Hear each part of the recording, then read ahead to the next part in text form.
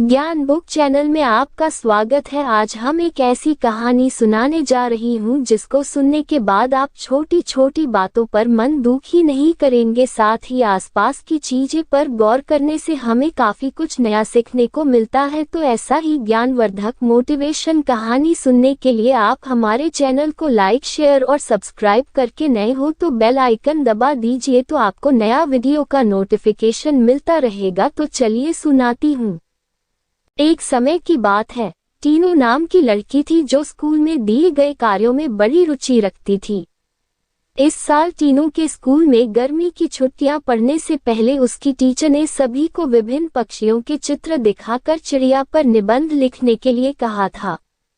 सभी बच्चों को स्कूल खुलते ही निबंध टीचर को दिखाना था। पक्षियों की रंग बिरंगी किताब टीनू को बहुत पसंद थी। जब टीचर ने बताया कि उन पर निबंध लिखना है और सबसे अच्छा लिखने वाले को इनाम में वो किताब मिलेगी, तो टीनू खुश हो गई।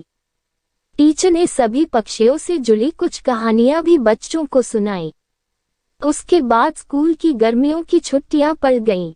यूं तो टीनू हर साल अपनी गर्मी की छुट्टियां बिताने के लिए कहीं न कहीं जाती थी, लेकिन इस साल की छुट्टियों में टीनू रोज पास के ही बगीचे में जाकर पक्षियों और उनके घोंसले देखने लगी। उस बगीचे में गोरैया, दर्जन, लवा जैसे बहुत से पक्षी आते थे। टीनू बगीचे में आने वाली हर चिड़िया को पहचानने की कोशिश करती और उन्हें गौर देखती रहती। टीनू देखती थी कि हर चिड़िया एक एक घास, पत्ती, पंख आदि को जोड़कर कैसे अपना घोंसला बना रही है। उसके मन में होता था कि चिड़िया को घोंसला बनाने के लिए कितनी मेहनत करनी पड़ती है। टीनू चाहती थी कि वो किसी तरह से उन पक्षियों की मदद करे। एक दिन टीनू ने देखा कि पास के बगीचे में बदमाश लड़कों ने लवा चिड़ियों का घोंसला तोड़ दिया है। टीनू को यह देखकर बहुत दुख हुआ। उसने सोचा कि क्यों न मैं इनके लिए खुद एक दो घोंसले बना दूं, शायद ये इसका इस्तेमाल कर लेंगी। टीनू को लगा कि वो कुछ ही देर में घोंसला बनाकर तैयार कर देगी, लेकिन टीनू पूरा दिन तिनकों और दूसरी चीजों से चिड़िया का घोंसला बुनती रही। बड़ी मुश्किल से जब घोंसला तैयार हुआ तो घोंसले को पेड़ पर टिकाने के लिए कुछ मिला नहीं। टीनू की माँ यह सब देख रही थी।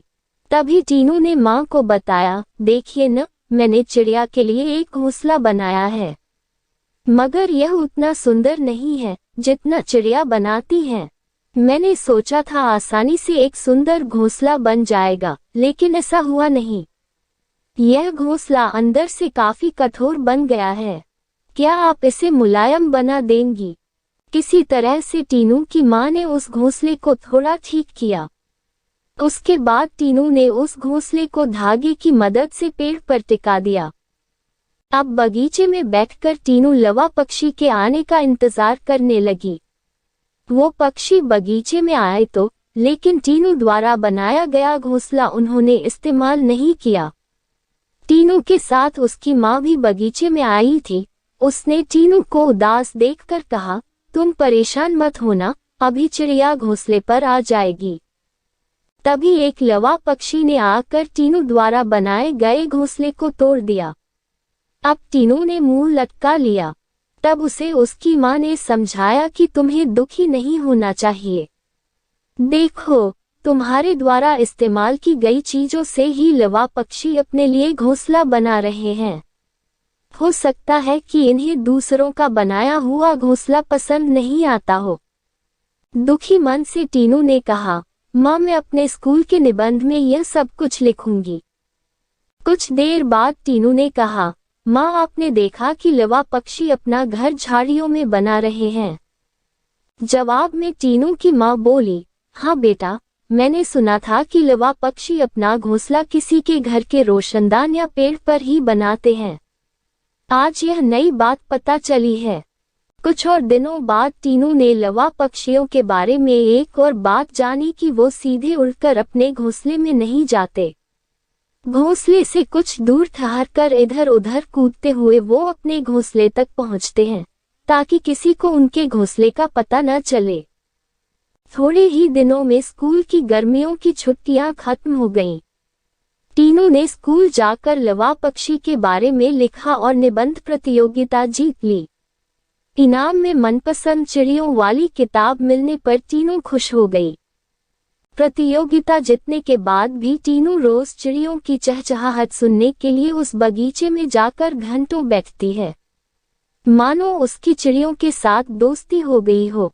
इस कहानी से हमें यह सीख मिलती है कि छोटी छोटी बात पर मन दुखी नहीं करना चाहिए।